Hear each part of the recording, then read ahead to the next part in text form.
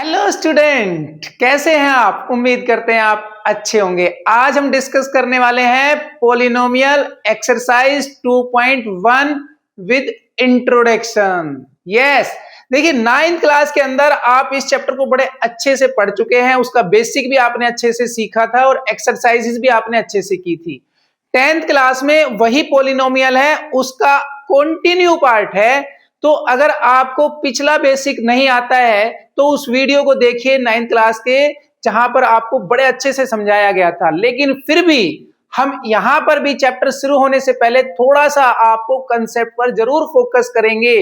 तो चलिए देखते हैं इंट्रोडक्शन। देखिए सबसे पहले आपको पता होना चाहिए पॉलिनोमियल्स क्या होते हैं। देखिए कोई भी हमारे पास एल्जेब्रिक एक्सप्रेशन हो, जैसे कि हमारे पास यहां पर देख सकते हैं आप 2x + 3, ये एक एल्जेब्रिक एक्सप्रेशन है।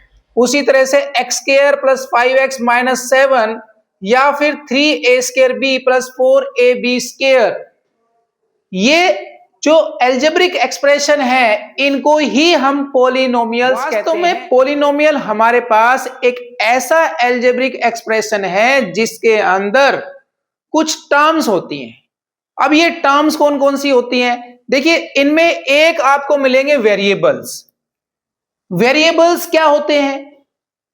वो टर्म्स जिनकी value question to question, place to place change होती रहती है, उसको हम कहते हैं वेरिएबल्स। राइट? तो ये वेरिएबल x के फॉर्मेट में भी हो सकते हैं, y के फॉर्मेट में भी हो सकते हैं, किसी भी a b c d x y z किसी भी फॉर्मेट में मिल जाएंगे आपको। राइट? उनको कहते हैं हम वेरिएबल, जिनकी वैल्यू चेंज होती रहती है। क्लियर? दूसरा, आपको पॉलिनोमियल के अंदर कुछ कोफिशिएंट्स आपको मिल जाएंगे, कुछ कोफिशिएंट्स यानी नंबर्स आपको मिलेंगे। राइट? अब तीसरा होता है नॉन नेगेटिव एक्सपोनेंट्स होते हैं, जो कि आप किसी भी पॉलिनोमियल के अंदर देख सकते हैं। एग्जाम्पल से समझो। देखो ये एक एग्जाम्पल हमारे पास है 3x² + 5x + 7। अब आप यहां पर देखें कि हमारे पास कुल कितनी टर्म्स हैं। देखिए हमारे पास कुल 3 टर्म है, 1 2 और 3, 3 टर्म्स है यहां पर। राइट? और अब इसके अंदर अगर आपको वेरिएबल देखना हो तो आप क्या वेरिएबल बताएंगे? यहां पर वेरिएबल जो है वो क्या है भाई? यस, ये इक्वेशन x के फॉर्मेट में है, यानी x की वैल्यू यहां पर जाओगी, वेरिएट करेगी। राइट? इसलिए यहां पर जो वेरिएबल अगर हम बताएं तो वो है x। अब दूसरी टर्म की बात करते हैं, कोफिशिएंट। आपसे अगर पूछा जाए कि भाई कोफिशिएंट ऑफ x² क्या है, ध्यान रखिएगा मैं आपसे x² का कोफिशिएंट पूछ रहा हूं।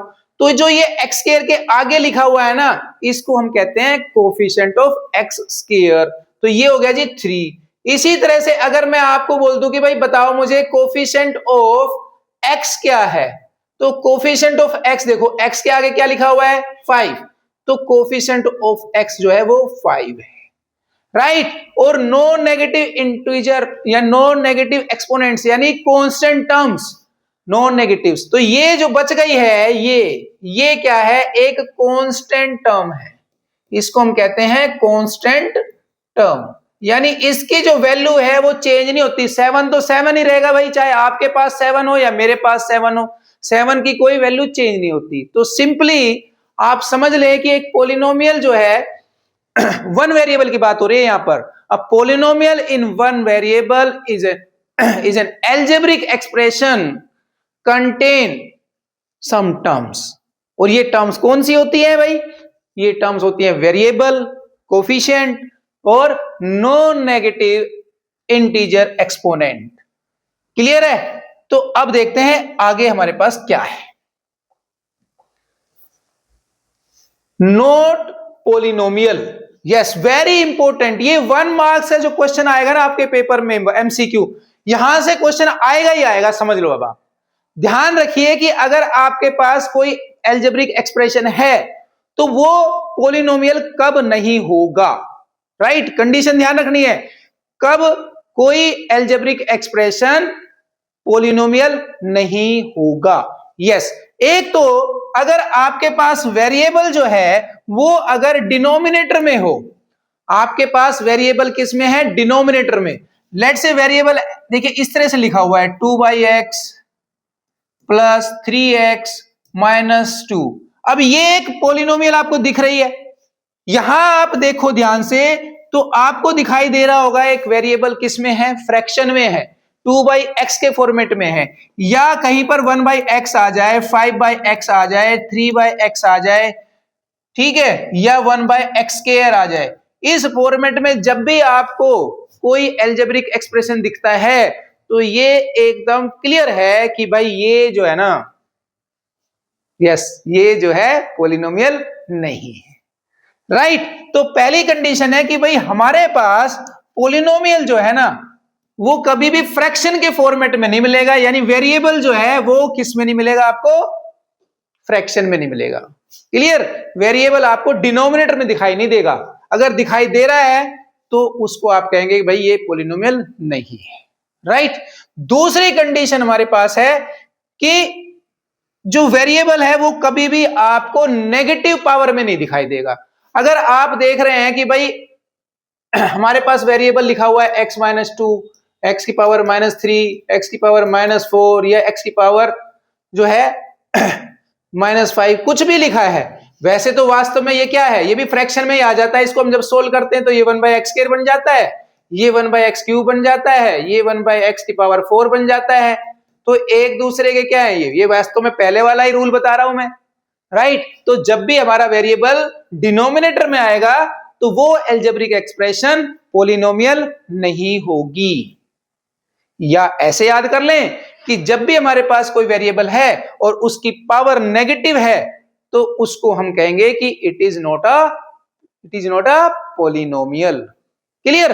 अब तीसरी कंडीशन देखिए, तीसरी कंडीशन में आप देख रहे हैं कि हमारे पास जो पावर है ना वो फ्रैक्शन में है, यानी अगर आपको कभी भी किसी एल्जेब्रिक एक्सप्रेशन में पावर्स जो है वो रूट में दिख जाए, ऐसे मिल जाए या फिर ऐसे मिल जाए, या फिर मतलब कुल मिला के पावर जो है अगर आपको फ्रैक्शन में दिख रही है तो वो आप कहेंगे कि भाई ये जो है ना, ये जो है पॉलिनोमियल नहीं है, राइट। और आपका 1 मार्क्स पक्का। यहां से आप समझ लो एक क्वेश्चन कंफर्म आपका बनेगा जहां वो ये पूछेगा आपसे कि भाई ये पॉलिनोमियल है या नहीं है। तो सिंपल सी बात है, आप बता सकते हैं तीनों कंडीशन को देखते हुए, और तीनों कंडीशन अब आप अच्छे से याद कर लें। पहली कंडीशन क्या है भाई, पहली कंडीशन सीधी सी बात है कि कभी भी हमारा वेरिएबल डिनोमिनेटर में नहीं मिलेगा।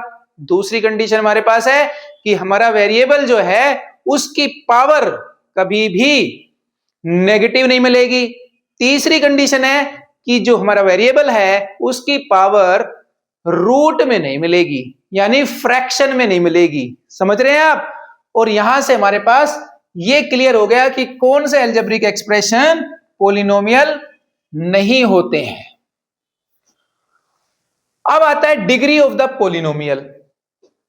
देखिए जो पॉलिनोमियल आपके पास है तो वहां आपने डिग्री को पहचानना है, यानी अगर आपके पास कोई पॉलिनोमियल, या नीचे वाले से समझते हैं, देखो इसको देखो आप, ये मेरे पास है 2x³ - x + 4। यहां पर देखो जो मैक्सिमम पावर होती है ना उसको हम डिग्री कहते हैं। तो degree of a polynomial is maximum power of variable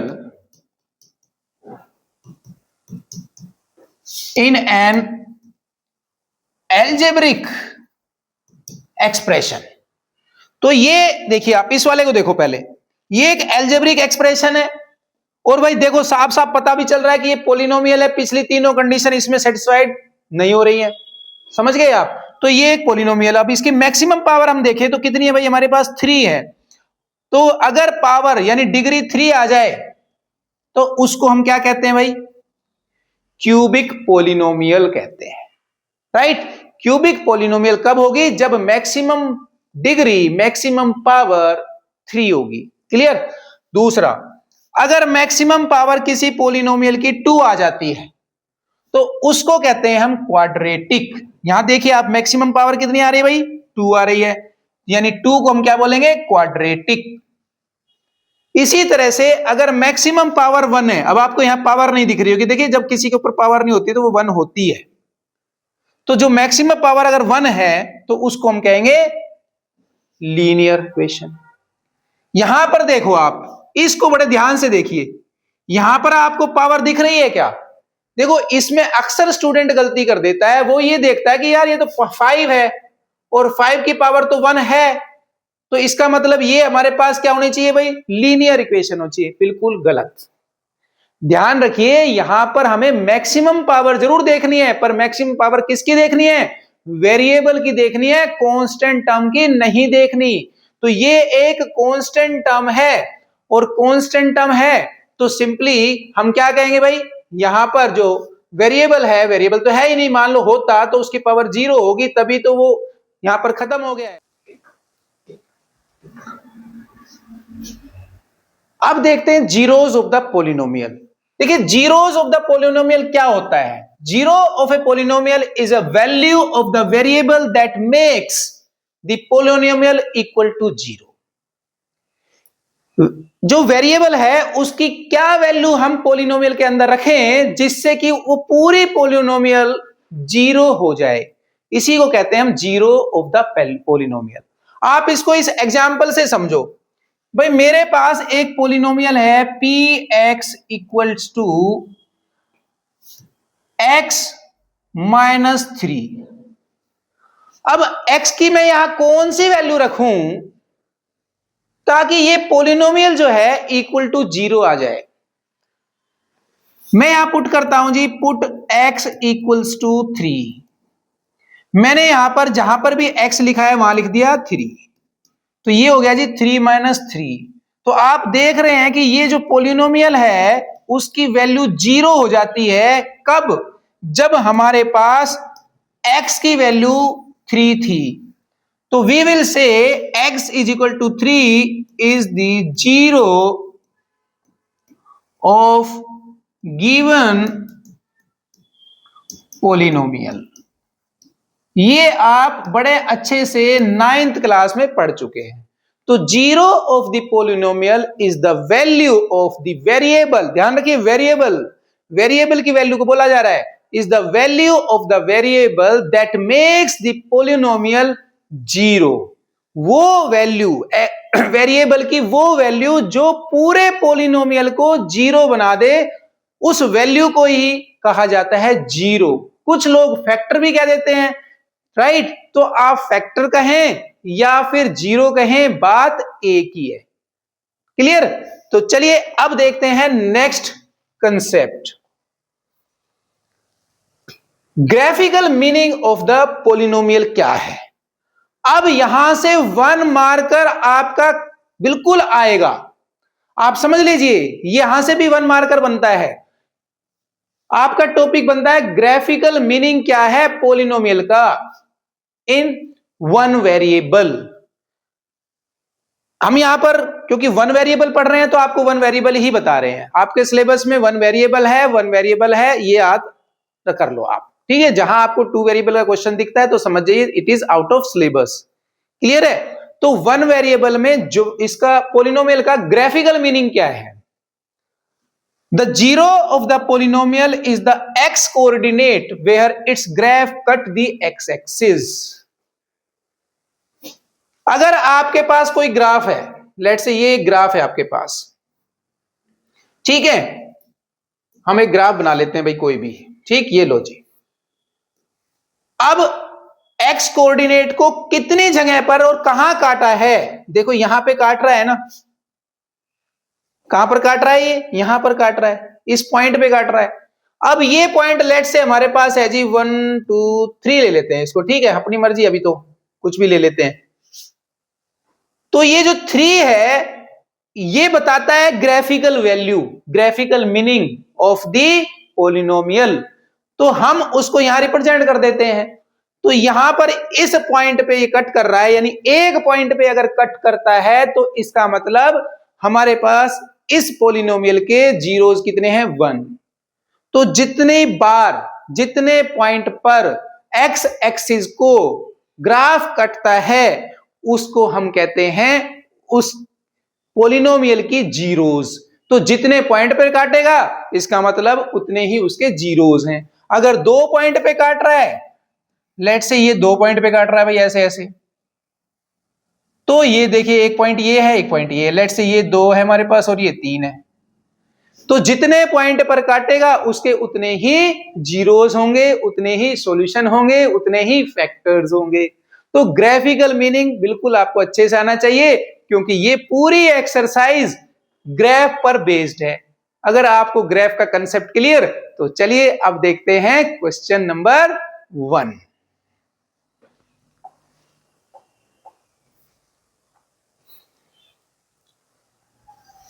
question number 1 कह रहा है the graph of y is equal to px are given in figure below. For some polynomial px find the number of zeros in each case. यहां पर आपको number of zeros बताने हैं, zero की value नहीं बतानी है। क्या बताने हैं? Number of zeros. ग्राफ आपके सामने है, आप ये देखो भाई x को कट कर रहा है क्या? ये हमारा x एक्सिस है, ये हमारा x एक्सिस है। देखो ये हमारा है x एक्सिस, ठीक है। थोड़ा सा डार्क कलर लेते हैं। ये देखिए हमारा है x एक्सिस और ये जो लाइन है ऐसे काट रही है, किसको काट रही है भाई? ये y एक्सिस को काट रही है, जबकि x तो यहां पर है। और हमने अभी अभी पढ़ा है ग्राफिकल मीनिंग, x एक्सिस को काटती है कितने पॉइंट पर, वही उतने ही नंबर ऑफ जीरोज होंगे। तो यहां पर तो भाई एक पे भी नहीं काटा, इसका आंसर क्या हो जाएगा भाई? नंबर ऑफ जीरोज जो है इस केस में क्या होगा? That is 0। यानी कोई भी ऐसा पॉइंट नहीं है जहां पर ग्राफ में एक्स एक्सिस को काटा गया हो। क्लियर है? तो चलिए अब देखते हैं इसका सेकेंड क्वेश्चन। यहां पर आपको ग्राफ दिया हुआ है, अब फिर से आप ग्राफ को अच्छे से देखो। अब तो आप एक्सपर्ट हो गए, खुद ही बता दोगे। देखो भाई ये मेरा एक्स एक्सिस है और देखो यहां एक पॉइंट है ये वाला, इसको नाम दे देते हैं P। तो P पॉइंट पे ये कट कर रहा है, तो कितने पॉइंट पे कट कर रहा है भाई? पूरे एक्स एक्सिस जो है एक है ऐसा पॉइंट जहां पे ये कट हो रहा है ग्राफ से। तो कितने जीरोज होंगे? यस 1। तो we will say number of zeros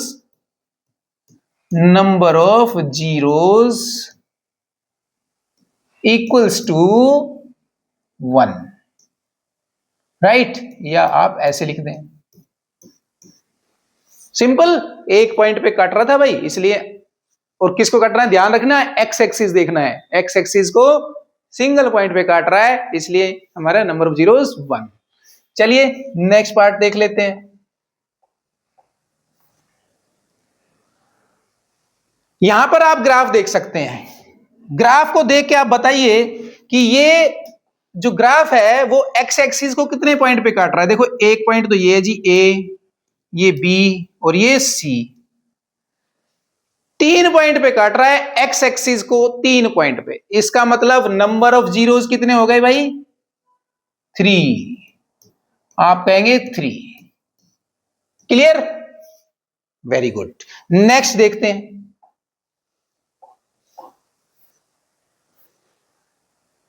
यहां पर देखिए आप ग्राफ के अंदर ये कितने पॉइंट पे कट कर रहा है? 2 पर कर रहा है जी। ये हमारे पास 2 पॉइंट पे कर रहा है। कौन से 2 पॉइंट है भाई? एक ये पॉइंट है और एक ये पॉइंट है। इसका मतलब नंबर ऑफ जीरोस कितने हो गए भाई हमारे पास इस केस में? 2। इसका मतलब ये हमारे पास एक क्वाड्रेटिक पोलिनोमियल का ग्राफ है। क्लियर? Very good. तो चलिए अब देखते हैं आगे। यस, ग्राफ को देखकर आप बड़े अच्छे से बता सकते हैं कि ये ग्राफ एक्स एक्सिस को कितने पॉइंट पर कट कर रहा है। एक पॉइंट तो ये है जी ए, एक पॉइंट ये है बी, एक पॉइंट ये है सी और एक पॉइंट ये है डी। तो कुल कितने पॉइंट हो गए? 1 2 3। इसका मतलब number of zeros, find the number of zeros. कितने नंबर होंगे भाई? हमारे पास होंगे 4। यानी 4। ऐसे 4 पॉइंट हैं जो कि एक्स एक्सिस को काटते हैं। क्लियर? चलिए, ये भी हो गया जी आपका कंप्लीट। नेक्स्ट देख लेते हैं। फिर से देखो आप, यहां पर ऐसे कितने पॉइंट है भाई? शाबाश, जल्दी से देख के बताइए भाई। मुझे तो देखो ये पॉइंट लग रहा है एक, यहां पे इसने काट दिया। ये पॉइंट देखो कट नहीं कर रहा है, ये सिर्फ टच कर रहा है। ध्यान रखिएगा, इंटरसेक्ट और टच में फर्क होता है। तो ये सिर्फ इस बाउंड्री को टच कर रहा है, तो ये पॉइंट नहीं है। यहां पर भी देखो कट नहीं कर रहा है, टच कर रहा है। तो there is only one point, there is only one zeros, you can say only one zero. तो इस ग्राफ के अंदर पॉलिनोमियल की सिर्फ एक ही जीरो है। चलिए अब जरा नेक्स्ट देख लेते हैं।